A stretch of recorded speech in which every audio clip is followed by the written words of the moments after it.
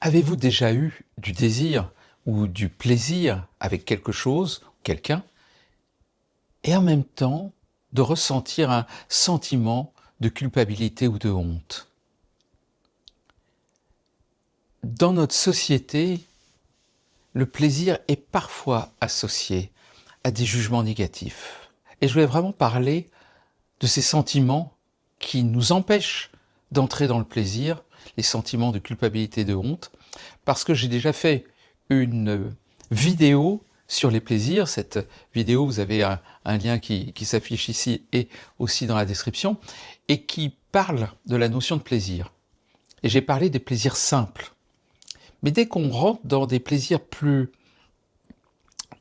chaleureux, on va dire, plus sensuels, plus sexuels, dès qu'on entre dans la sexualité où il y a du désir et du plaisir, immédiatement, beaucoup de choses apparaissent.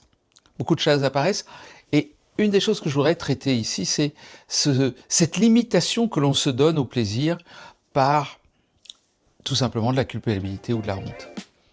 Comme j'anime des stages de tantra, je vois cette notion de honte et de culpabilité associée au plaisir et au désir, mais permanente. Encore récemment, une femme qui était vraiment affectée, qui avait du mal à entrer dans son plaisir, un jour elle dit, dans un cercle, j'ai eu du plaisir, du désir, j'avais envie de faire l'amour mais qu'est-ce que j'ai honte! Mais si j'ai ce désir-là, alors, si j'ai ce plaisir et ce désir sexuel, alors c'est que je suis une pute, une salope, comment ils disent en anglais, une slut. Et ça, je ne le supporte pas. Et chez cette femme, comme chez beaucoup d'autres personnes, il y a cette tension à ce moment-là entre d'un côté le désir et de l'autre côté un jugement négatif qui réfrène ce désir et ce plaisir. Et j'ai vu ainsi beaucoup d'hommes avoir des culpabilités et des hontes de leur désir parce que peur de passer pour un prédateur, peur de passer pour un violeur, et de la même manière, vu beaucoup de femmes, peur de passer pour une salope, pour une pute. Et bien entendu, il ne s'agit absolument pas, si on a du plaisir ou du désir, d'aller dans ces espaces-là, ni d'être un prédateur, un violeur, ni une pute, ni une prostituée, bien sûr. Bien sûr. Mais peut-être que ça fait écho à vos propres ressentis de cette sensation de honte ou culpabilité associée au désir-plaisir. Et si c'est le cas, j'aimerais que vous en parliez dans les commentaires, que vous me donniez quelques commentaires là-dessus. Quelle est votre impression, comment vous le vivez? Voilà, ça m'intéresse énormément d'avoir des retours sur ce que vous vivez dans ce domaine-là. La honte et la culpabilité sont des sentiments qui viennent d'un jugement. Et ce jugement, il est un jugement social. C'est les autres qui nous disent qu'on est coupable. C'est la honte devant les autres, du jugement, la peur du jugement des autres vis-à-vis de nous-mêmes. La particularité pourtant de ces sentiments, c'est que on peut les avoir alors qu'il n'y a pas de jugement de l'extérieur. C'est comme si on avait incorporé en nous-mêmes le jugement extérieur. Et malheureusement, la spiritualité, la religion chrétienne, donc toute la pensée judéo-chrétienne, est pleine de critiques sur ces plaisirs de la chair. On a le droit au plaisir divin, mais pas au plaisir de la chair, pas au plaisir de l'incarnation profonde. En tout cas, c'est comme ça que ça a été perçu globalement dans la société. Et beaucoup de personnes portent en elles ce jugement judéo-chrétien sur elles-mêmes. Et entrer dans le plaisir, entrer dans le désir, ça nécessite une traversée de cette honte, de cette culpabilité. Alors avant de parler de comment traverser cette honte et culpabilité, j'ai envie de bien distinguer la notion de plaisir sain de plaisir compulsif. Le plaisir sain, c'est un plaisir qui, quand on l'a effectué, eh bien on se sent mieux encore après. Ça revivifie, ça nous donne plus d'élan. Et quand c'est un plaisir fait avec un ou une partenaire, clairement, c'est un plaisir qui renforce les liens d'amour, les liens d'affection qu'il peut y avoir entre les deux. En gros, ça nous fait grandir. Ça, c'est un plaisir sain. Le plaisir compulsif, c'est un plaisir qui relève d'un manque. un manque qui est manque quelque chose, ça va pas. Donc j'essaye de combler rapidement par quelque chose d'autre. Alors on peut parler tous les plaisirs addictifs, que ce soit l'alcool, le tabac, la drogue, la sexualité, certaines formes de sexualité, en particulier le porno, etc. Tout cela relève de ces plaisirs compulsifs où je fais quelque chose, mais à la fin, je me sens amoindri, diminué, je me sens comme éloigné de moi-même, voire écœuré de ce que j'ai fait. Donc, ce n'est pas un plaisir qui nous a fait grandir, c'est un plaisir qui nous a rabaissés. Donc on voit vraiment les deux types de plaisirs qui sont là, et là, le plaisir qui va être le plaisir sacré, qui nous fait monter vers l'amour de soi, l'amour de l'autre, la reconnaissance, encore plus de bonheur, de beauté et d'amour, et de l'autre côté, un plaisir qui nous abaisse. Il nous abaisse pas parce que c'est mal, et il nous abaisse parce que tout simplement, nous sommes écœurés de nous-mêmes. Nous nous jugeons nous-mêmes. Typiquement, la pornographie amène un plaisir immédiat, direct. J'en ai parlé dans une autre vidéo que vous trouverez ici et en description. Amène un plaisir qui est compulsif et qui nous fait tomber dans la spirale descendante. Ça bouffe totalement l'esprit de l'individu qui le pratique. Parce que souvent c'est compulsif. Non pas que la masturbation soit mauvaise, bien au contraire, ça peut être quelque chose d'extrêmement sain et de très goûteux, mais à condition de le faire comme un plus que l'on se donne à soi-même. Et à ce moment-là, ce n'est pas excusez-moi du mot, une branlette, mais ça devient une sexualité que l'on fait à soi-même, donc une manière de s'honorer dans notre propre chair. Donc vous voyez que c'est pas la chose en elle-même qui est problématique, c'est l'intention avec laquelle on l'a fait, et c'est plutôt l'aspect compulsif ou l'aspect ouvert. Et une des caractéristiques de ces plaisirs dits, que je veux dire sains, mais qui sont en fait sacrés, et que l'on retrouve dans la sexualité sacrée, eh bien c'est des plaisirs qui augmentent notre connexion, qui augmentent notre présence, qui augmentent notre relation de l'un à l'autre, et qui s'effectuent dans un espace sacré.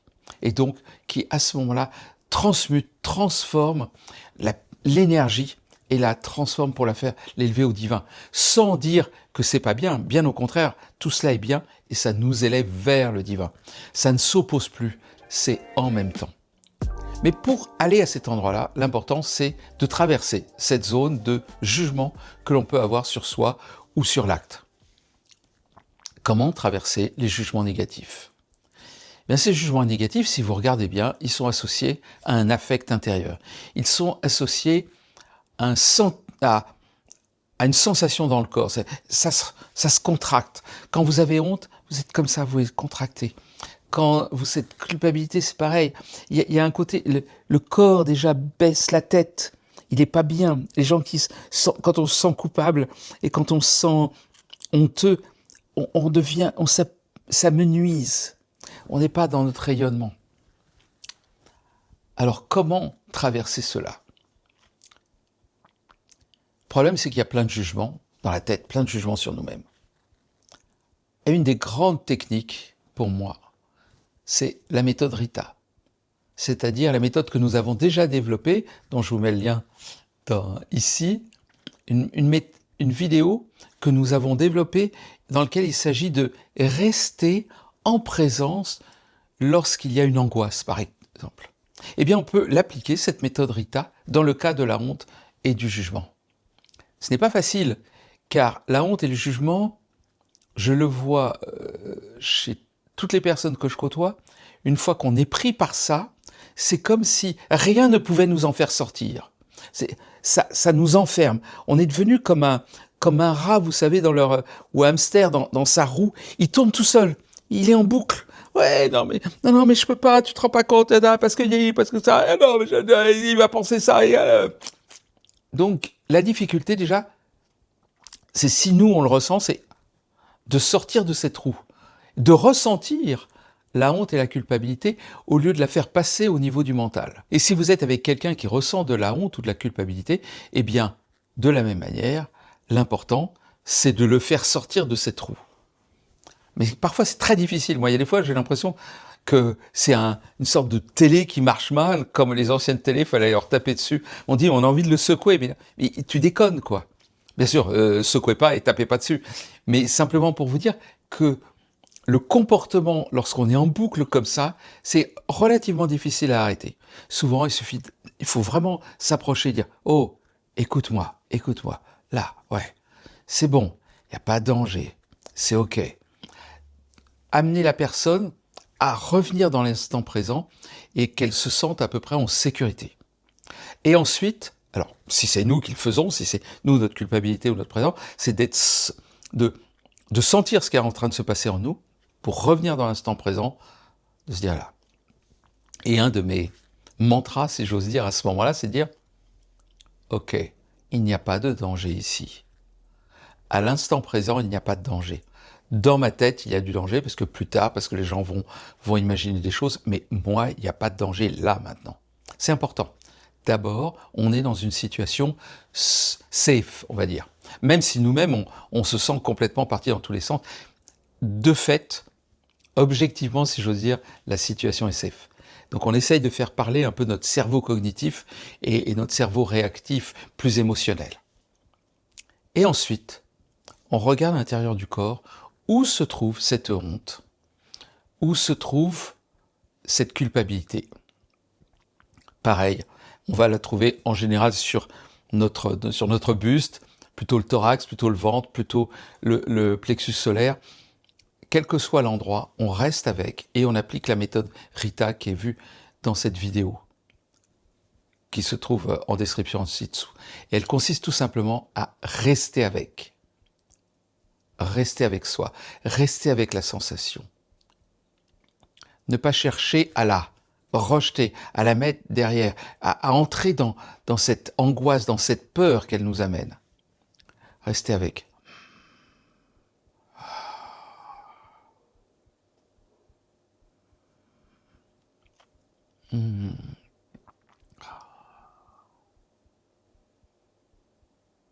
Et rester avec le temps que cet affect se dissolve de lui-même.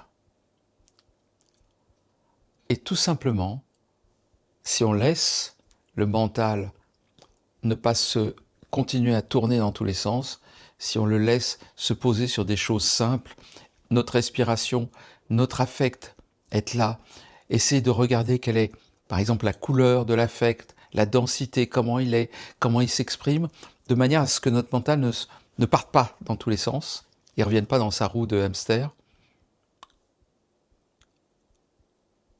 Donc on reste avec nous-mêmes à cet endroit-là. Et laisser tout doucement, simplement, la transmutation s'effectuer. Et il y a un moment donné où il va y avoir une détente. Quelque chose s'en va. Et comme dans les angoisses, quelque chose peut se détendre complètement. Ça, c'est la méthode Rita appliquée à la culpabilité et à la honte que vous pouvez pratiquer sur vous-même. Il y a d'autres méthodes pour la culpabilité et la honte parce que la culpabilité et la honte sont presque la même chose, mais pas tout à fait. La culpabilité, elle porte sur un jugement d'un acte. La honte, elle porte sur un jugement de la personne. Quand on a honte, c'est honte de soi, comme si on portait la tâche d'infamie. C'est nous-mêmes qui sommes pas bien, qui sommes corrompus, toxiques, c'est nous. Alors que la culpabilité, c'est la chose même, c'est notre acte.